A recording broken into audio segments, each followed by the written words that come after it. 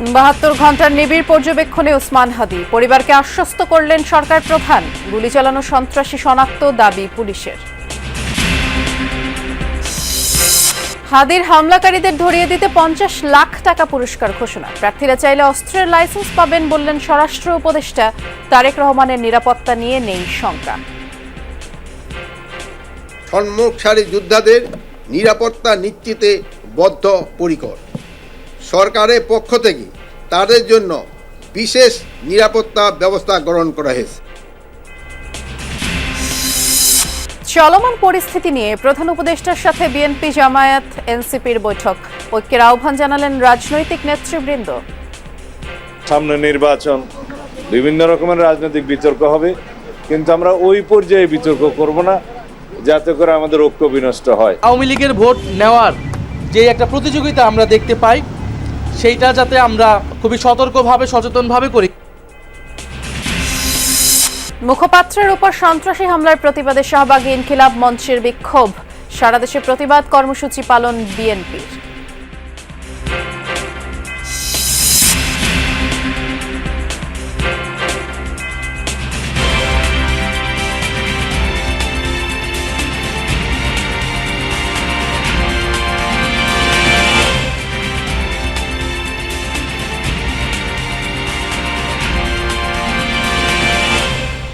শুভেচ্ছা, আমন্ত্রণ যমুনা নিউজে। নুসরাত বৃষ্টির সাথে আছি। শিরোনামগুলো শুনছিলেন। মাথায় গুলিবিদ্ধ ওসমান হাদির অবস্থা সংকটাপন্ন। এভারকেয়ার হাসপাতালে নিবিড় পর্যবেক্ষণে রয়েছেন ইনকিলাব মঞ্চের মুখপাত্র। শুক্রবার দুর্বৃত্তদের গুলিতে গুরুতর আহত হন ঢাকা ৮ আসনের সম্ভাব্য স্বতন্ত্র এমপি প্রার্থী। গতকাল দুপুরে রাজধানীর বিজয়নগরে অটোরিকশায় যাওয়ার সময় সন্ত্রাসীরা ওসমান হাদির মাথায় গুলি ছুঁড়ে এরপর ঢাকা মেডিকেলে জরুরি ভিত্তিতে তার অস্ত্রোপচার করা হয়। চিকিৎসকরা অপারেশনের মাধ্যমে গুলি বের করে আনেন, তারপর তাকে নেওয়া হয় লাইফ সাপোর্টে। চিকিৎসকরা জানান, অপারেশন চলাকালে হাদির দুবার কার্ডিয়াক অ্যারেস্টের পাশাপাশি প্রচুর রক্তক্ষরণ হয়েছে। পরে ঢাকা মেডিকেলের লাইফ সাপোর্ট থেকে পরিবারের সিদ্ধান্তে ওসমান হাদিকে স্থানান্তর করা হয় এভারকেয়ার হাসপাতালে। এদিকে শনিবার বিকেলে এভারকেয়ার হাসপাতালে চিকিৎসাধীন ওসমান হাদির শারীরিক খোঁজ নিতে আসেন স্বরাষ্ট্র উপদেষ্টা জাহাঙ্গীর আলম। আমরা এ পর্যায়ে যাব এভারকেয়ার হাসপাতালে। আমাদের সহকর্মী ফয়সাল মাহমুদ অপেক্ষা করছেন আমাদের জন্য। ফয়সাল, হাদির ব্যাপারে চিকিৎসকরা নতুন কোনো তথ্য দিয়েছেন কিনা জানাবেন আমাদের। বৃষ্টি, গতকাল রাত থেকেই হাদির রাজধানী এভারকেয়ার হাসপাতালে চিকিৎসা চলছে। এখন পর্যন্ত সকালের দিকে হাদির চিকিৎসায় গঠিত বোর্ডের পক্ষ থেকে তার স্বাস্থ্যের বিষয়ে জানানো হয়েছে। তখন যেটি বলা হয়েছে যে হাদির শারীরিক অবস্থা অপরিবর্তিতই রয়েছে, অর্থাৎ মূলত ঢাকা মেডিকেলে হাদির অস্ত্রোপচারের মাধ্যমে যে অবশিষ্ট তার মাথায় থাকা, তার মস্তিষ্কে থাকা যে বুলেটটি অপসারণ করা হয়েছে, তারপর মূলত উন্নত চিকিৎসার জন্য এভারকেয়ার হাসপাতালে নিয়ে আসা হয়। এরপরেই পরবর্তীতে এখানেই তার চিকিৎসা কার্যক্রম চলছে এবং এখন পর্যন্ত সেই চিকিৎসার উন্নতি কিংবা অবনতি কোনো কিছুই হয়নি, অপরিবর্তিত রয়েছে। পাশাপাশি মূলত এখানে তাকে পর্যবেক্ষণের জন্য 72 ঘন্টার কথা বলা হয়েছে ডাক্তারদের পক্ষ থেকে। 72 ঘন্টার পরবর্তীতে গিয়ে হাদির শারীরিক কন্ডিশন কি, কোন দিকে যাচ্ছে সে বিষয়ে হয়তো বিস্তারিত মেডিকেল বোর্ডের পক্ষ থেকে জানানো হবে। তবে এখন পর্যন্ত সর্বশেষ তথ্য হচ্ছে এতটুকুই যে হাদির অবস্থা অপরিবর্তিত রয়েছে। আমরা দেখেছি কিছুক্ষণ আগে এখানে হাদিকে দেখার জন্য, তার শারীরিক চিকিৎসার খোঁজ খবর নেওয়ার জন্য স্বরাষ্ট্র উপদেষ্টা জাহাঙ্গীর আলম এসেছেন। তিনি এসে চিকিৎসা কার্যক্রম পরিদর্শন দেখেছেন এবং সেখানে উপস্থিত ডাক্তারদের সাথে কথা বলেছেন। এর পাশাপাশি হসপিটালে আমরা দেখছি বিভিন্ন রাজনৈতিক দলের নেতারা, এর পাশাপাশি বিভিন্ন সরকারি কর্মকর্তারাও আসছেন, তারাও দেখভাল করছেন। তবে এখনো পর্যন্ত যদি বলি শারীরিক অবস্থার উন্নতির আশা এখনো ডাক্তাররা সেভাবে বলছেন না। পরবর্তী 72 ঘন্টা পরবর্তীতেই মূলত বলা যাবে হাদির কি অবস্থা। আর যদি বলি হাদিকে যে দুর্বৃত্তরা গুলি করেছে তাদেরকে এখনো পর্যন্ত পুলিশ ধরতে পারেনি, যদিও ইতিমধ্যে পুলিশের পক্ষ থেকে একাধিক সন্দেহভাজনের কথা বলা হয়েছে। তবে এখনো পর্যন্ত কিন্তু বিশেষভাবে অগ্রগতি এখন পর্যন্ত দেখা যায়নি। সে বিষয় নিয়ে হাদির সমর্থক ভক্ত যারা রয়েছেন তারা বেশ হতাশা প্রকাশ করছেন। এখানে অনেকেই আসছেন এবং হাদির জন্য দোয়া করছেন। তো বৃষ্টি এ ছিল এখান থেকে। শুনছিলাম আমরা। বিস্তারিত জানানোর জন্য ধন্যবাদ ফয়সাল। ইনকিলাব মঞ্চের মুখপাত্র শরীফ ওসমান হাদিকে গুলি করা সন্ত্রাসীকে শনাক্ত করা হয়েছে, শিগগিরই গ্রেফতার করা হবে বলে জানিয়েছেন ডিএমপি কমিশনার শেখ মোহাম্মদ সাজ্জাদ আলী।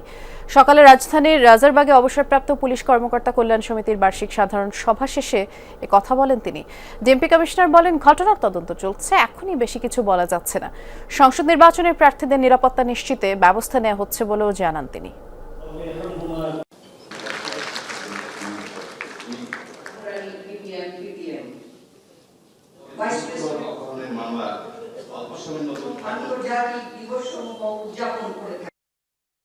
আমরা প্রাইম টার্গেটকে খুঁজতেছি এবং আপনারা বাই দিস টাইম নামও জেনে গেছেন, আমরা মিডিয়াতেও দিয়ে দিছি। প্রাইম টার্গেটকে খুঁজতেছি, এখনো 24 ঘন্টা পার হয় নাই, হোপফুলি আমরা এটা হিট করতে পারবো ইনশাআল্লাহ।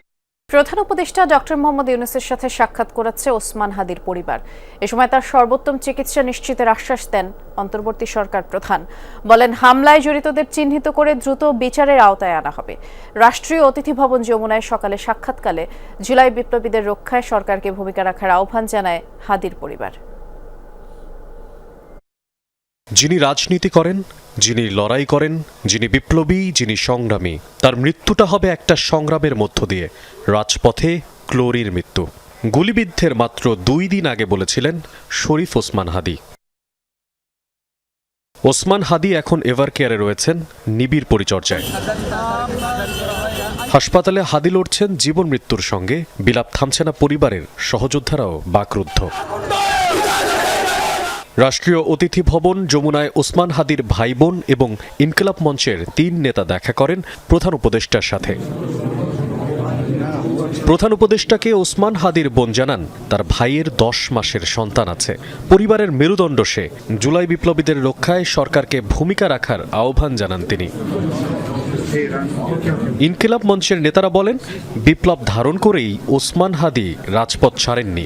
প্রধান উপদেষ্টার কাছে তাদের প্রশ্ন, হাদিকে গুলি করা সন্দেহভাজন ব্যক্তি যদি আগেই গ্রেফতার হয়ে থাকে তবে কোন প্রক্রিয়ায় জামিন পেয়েছেন সে? সব শুনে প্রধান উপদেষ্টা তাদের আশ্বস্ত করে বলেন, দ্রুততম সময়ের মধ্যে অপরাধীদের গ্রেফতার করবে আইন শৃঙ্খলা রক্ষাকারী বাহিনী। মশিউর অনিক, যমুনা নিউজ, ঢাকা। ওসমান হাদিকে হামলায় জড়িতদের অবিলম্বে গ্রেফতারের নির্দেশ দেওয়া হয়েছে বলে জানিয়েছেন স্বরাষ্ট্র উপদেষ্টা অবসরপ্রাপ্ত লেফটেন্যান্ট জেনারেল মোহাম্মদ জাহাঙ্গীর আলম চৌধুরী। বলেন, জড়িতদের কোনো প্রকার ছাড় দেয়া হবে না। দুপুরে সচিবালয়ে এক ব্রিফিংয়ে তিনি বলেন, হাদির উপর হামলা আসন্ন নির্বাচনকে বাধাগ্রস্ত করার অপপ্রয়াস। এ ধরনের চেষ্টা কঠোর হাতে দমন করা হবে। এ ঘটনায় জড়িতদের ধরিয়ে দিতে পারলে 50 লাখ টাকা পুরস্কারের ঘোষণা দেন স্বরাষ্ট্র উপদেষ্টা। তিনি বলেন, অন্তর্বর্তী সরকার জুলাই গণঅভ্যুত্থানের সম্মুখ সারির যোদ্ধাদের জন্য বিশেষ নিরাপত্তা নিশ্চিতে ব্যবস্থা গ্রহণ করেছে।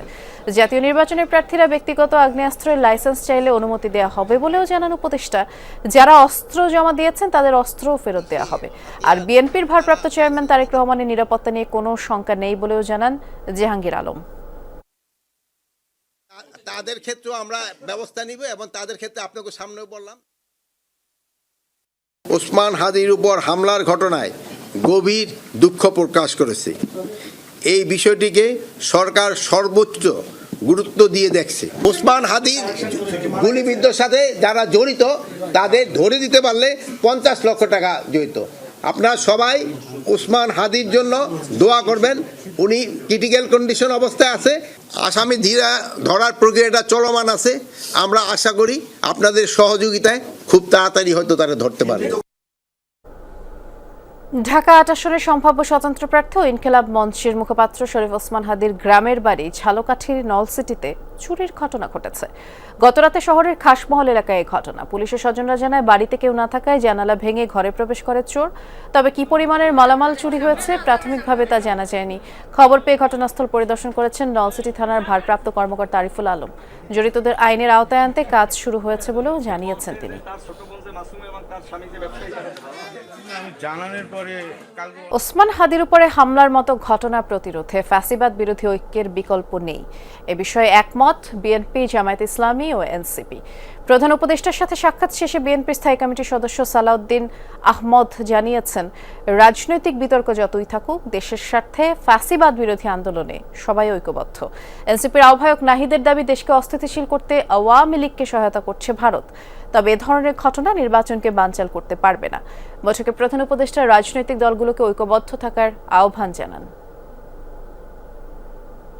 রাষ্ট্রীয় অতিথি ভবন যমুনায় প্রধান উপদেষ্টার সাথে সাক্ষাৎ করে বিএনপি, জামায়াত ইসলামী ও এনসিপির প্রতিনিধি দল। বৈঠকে প্রধান উপদেষ্টা বলেন, ওসমান হাদির উপর হামলা পূর্ব পরিকল্পিত।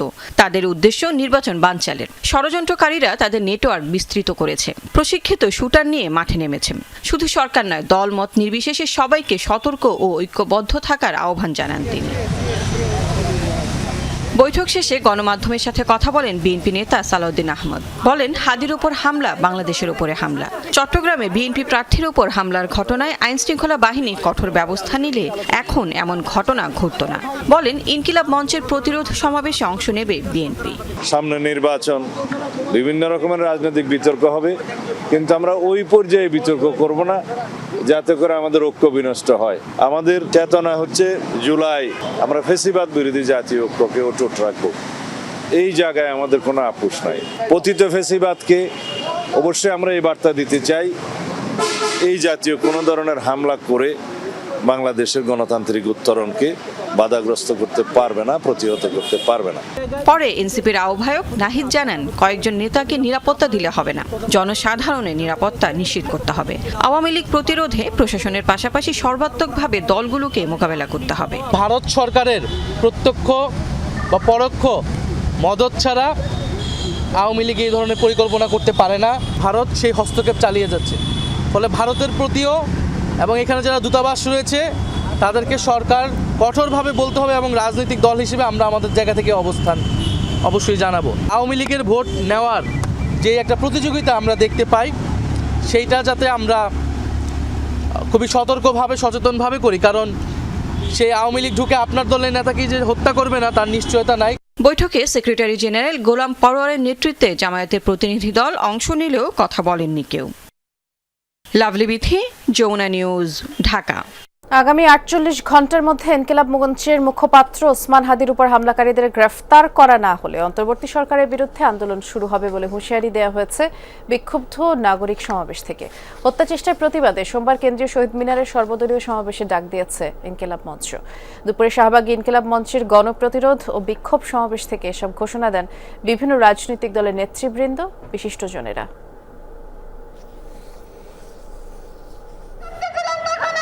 ওসমান হাদিকে হত্যা চেষ্টার প্রতিবাদে শাহবাগে ইনকিলাব মঞ্চের ডাকে শনিবার দুপুরে বিক্ষুব্ধ নাগরিক সমাবেশ ও গণপ্রতিরোধ কর্মসূচিতে অংশ নেন বিভিন্ন রাজনৈতিক দল ও সংগঠনের নেতাকর্মীরা।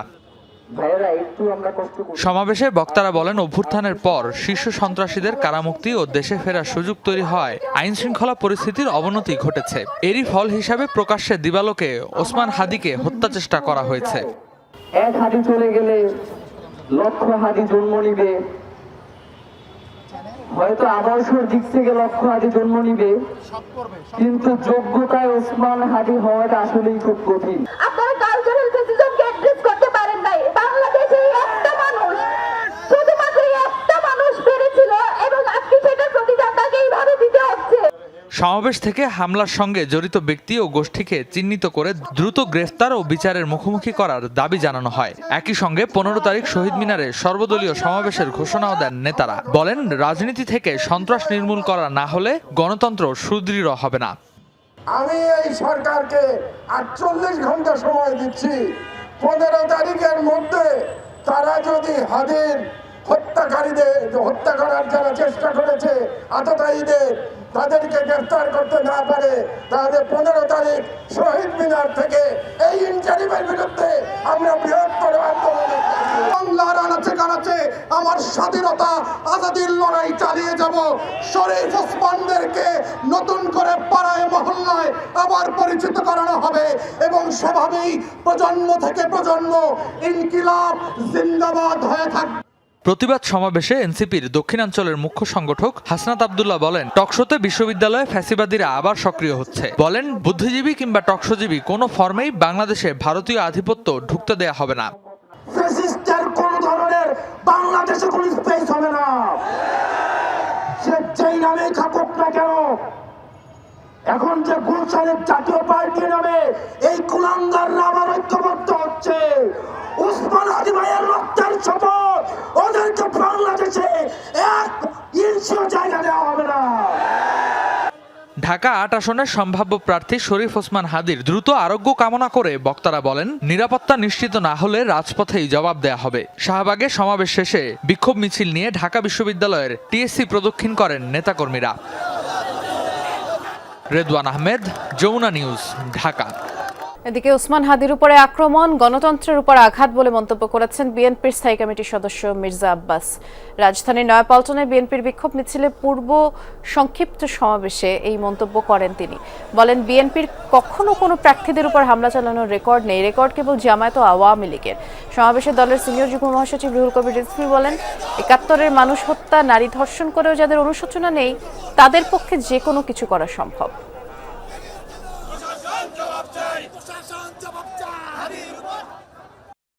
এই আঘাত হাদির উপরে নয়, এই আঘাত বাংলাদেশের মানুষের গণতান্ত্রিক অধিকারের উপরে। এরা কেউ হাদির সমর্থক নয়, এরা বিশেষ একটি রাজনৈতিক দলের অঙ্গ সংগঠনের কর্মীরা। এই মহা মাস্টার প্ল্যান, এই মহা পরিকল্পনা তারা করে চট করে অভিযোগটা যাতে চাপানো যায় বিএনপি নেতার বিরুদ্ধে, এইভাবে একটা চমৎকার ষড়যন্ত্র তারা করেছে। ফেব্রুয়ারির নির্বাচন বানচালে মাস্টার প্ল্যান অনুযায়ী কোনো কাজ হচ্ছে কিনা তা নিয়ে জনমনে প্রশ্ন তৈরি হয়েছে। এই মন্তব্য করেছেন বিএনপির সিনিয়র যুগ্ম মহাসচিব রুহুল কবির রিজভী। রাজধানীর খামারবাড়িতে কৃষিবিদ ইনস্টিটিউশন মিলনায়তনে বিএনপির দেশ গড়ার পরিকল্পনা শীর্ষক কর্মসূচির আজ সমাপনী দিন। আর সে আয়োজনে রিজভী প্রশ্ন রাখেন, ইউনূস সরকারের আমলে কেন দেশে সন্ত্রাসের রাজত্ব চলছে। অনুষ্ঠানে দলের স্থায়ী কমিটির সদস্য আমির খসরু মাহমুদ চৌধুরী বলেন, দেশের মানুষ মবক্রেসি দেখতে চায় না, শান্তিপূর্ণ, স্থিতিশীল ও পরস্পরের প্রতি শ্রদ্ধাশীল থাকার রাজনীতি হাতে নিয়েছে বিএনপি। আরো বলেন, মানুষের মনোজগতের পরিবর্তন হয়েছে, তাই সহনশীল বাংলাদেশের জন্য কর্মসূচি হাতে নিয়েছে বিএনপি। যে কোনো অজুহাতে অস্থিতিশীলতার সৃষ্টি করার রাজনীতি, যেটা বাংলাদেশের গণতন্ত্রের জন্য কাম্য হতে পারে। আমরা দেখেছি একজন নেতা, বাংলাদেশ জাতীয়তাবাদী দলের একজন শীর্ষ নেতা, উচ্চ পর্যায়ের নেতা, একটা হসপিটালে এরকম একটা ঘটনার পরে উপস্থিত হওয়ার পরে কি ধরনের একটা মবক্রেসি চলেছে, সেটা বাংলাদেশের আগামীর বাংলাদেশের মানুষের যে স্বপ্ন তার বিপরীতে কর্মকাণ্ড। বাংলাদেশের মানুষ এই রাজনীতি দেখতে চায় না, আমরা এই রাজনীতি দেখতে চাই না। অবাধ সুষ্ঠু নির্বাচন 12ই ফেব্রুয়ারিতে যেটা করার কথা, সেটা কি কেউ কেউ পরিকল্পিতভাবে বিনষ্ট করার চেষ্টা করছে, নাকি অন্য কোনো উদ্দেশ্য আছে? ঢাকার কেরানীগঞ্জের বাবুবাজার এলাকায় একটি ভবনে লাগা আগুন এখনো নিয়ন্ত্রণে আনা যায়নি। ভোর 5টা 37 আগুন লাগার খবর পায় ফায়ার সার্ভিস। তদন্ত করতে 5 সদস্য বিশিষ্ট একটি কমিটি গঠন করা হয়েছে। ঝুট কারখানাটি বাবুবাজার সংলগ্ন 12তলা ভবনের নিচতলায় অবস্থিত। অন্যান্য তলায়ও আগুনের লেলিহান শিখা ছড়িয়ে পড়ে, পুরো এলাকা ধোঁয়ায় ছেয়ে গেছে। প্রথমে স্থানীয়রা আগুন নিয়ন্ত্রণে এগিয়ে যায়, পরে ফায়ার সার্ভিসকে খবর দিলে একে একে 20টি ইউনিট যোগ দেয়। ভবনে থাকা 45 জনকে অক্ষত অবস্থায় উদ্ধার করা সম্ভব হয়েছে। এখন পর্যন্ত আগুনের সূত্রপাত সম্পর্কে জানা যায়নি, ভেতরে কোনো কেমিক্যালের অস্তিত্বও পাওয়া যায়নি। আর বৈদ্যুতিক শর্ট সার্কিট থেকে অগ্নিকাণ্ড বলে স্থানীয়রা মনে করছেন, ক্ষয়ক্ষতি নিরূপণ হয়নি এখনো।